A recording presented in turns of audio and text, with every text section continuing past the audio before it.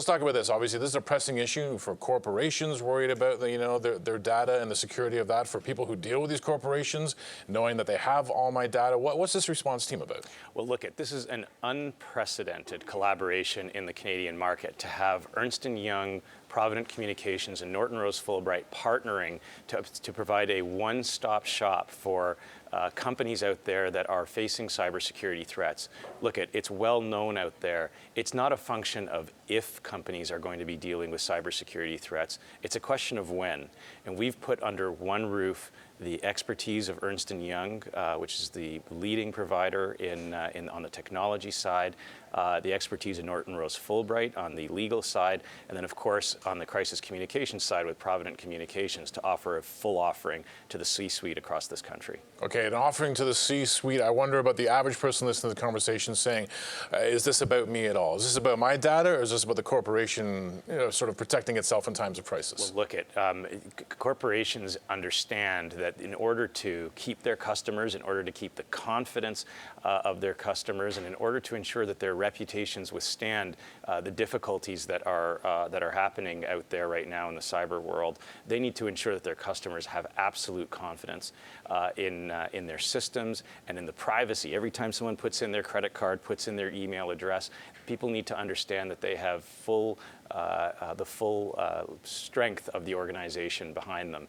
This one-stop shop between Ernst & Young, Norton Rose Fulbright, and Provident helps companies achieve that goal. Now, in terms of that communication as well, I know that in past security breaches, that's where you seem to have this lacking thing. Maybe because you have, a three-pronged strategy here of expertise. Maybe you got the people who understand the tech, you have the people who understand the legal side of it, but the message isn't getting through to people. And that seems to be where some companies get in real trouble. It's amazing, right? Like anything, if you have a great substance and you have the law behind you, but you can't express to your customers and to your internal team what's going on, you've got a problem. One of the issues I recently faced was a company where they really felt they had the entire situation under control, but it was miscommunicated internally. And as a result of being miscommunicated internally, internal folks were miscommunicating things to customers externally. That caused a significant problem for this company where one did not have to happen. So we view the communication side of this, which is why Provident is involved to ensure that both internal and external communications are done crisply and perfectly in this type of a crisis. As part of this strategy, is there a bit of preventative medicine as well? I mean, I know companies, they put up the walls, try to keep, the hackers or the data stealers on the other side of it. Is that part of yours, or are you more about, okay, there's been a problem, now we need to step in and try to figure it out? Well, Ernst & Young's offerings in that respect are second to none across Canada, and it really is amazing to watch the preventative measures that they've been able to put in place with clients across this country and verily actually across the world. We've been very, very impressed with their team and are very excited about the collaboration with them in this respect. But I'll tell you, it's not only preventative in terms of ensuring from a technology perspective that you're in the best place, because as I said earlier, it's not a question of if, it's a question of when in the data farms and other breachers that are found all over the globe.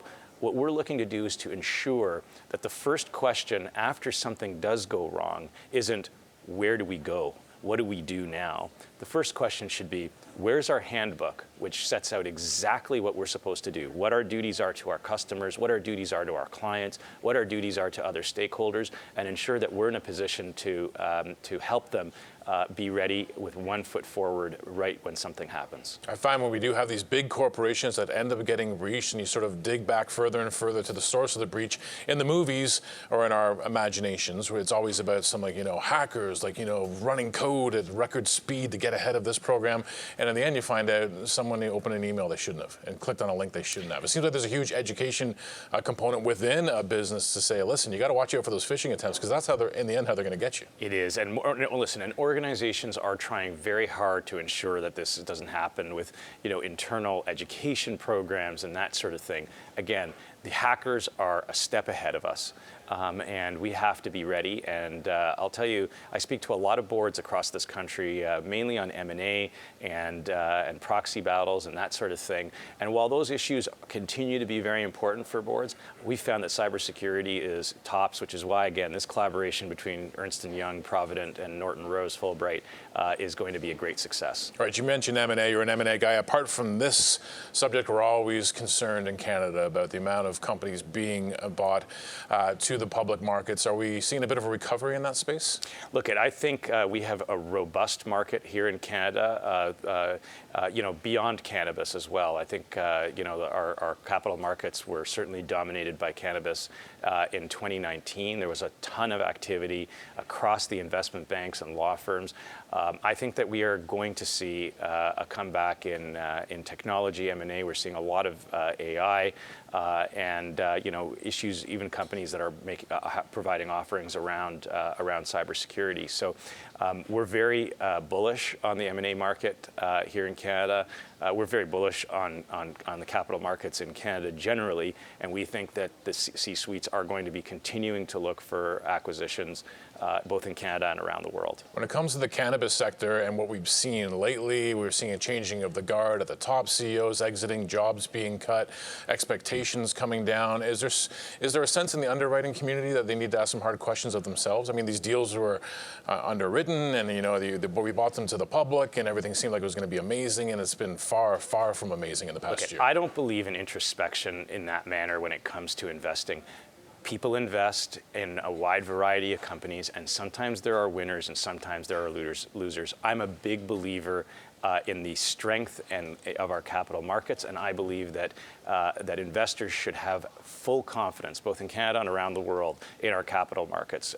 Do we have duds? Do we have things that go wrong? Absolutely. But I have full confidence in our system, as should investors and other market participants. Look, one of the statistics that I read earlier this year, which I thought was quite profound, was at the turn of the 20th century, in the early 1900s, there were something like 1,000 startup automobile companies. Today there's 2. And you know what? Last year there were probably 400 or 500 companies chasing money in the cannabis sector, and I expect that through consolidation and through the markets playing the role that they play, we'll probably end up with half a dozen or so that will really make it through and really be doing great things. And here's the crazy part. Of those half dozen that are left, maybe one of them just hasn't even started yet. Interesting stuff. Thanks for your time. Thanks for your insight this morning. My absolute pleasure. Thank you. That was Walied Soliman. He's partner and Canadian chair at Norton Rose Fulbright.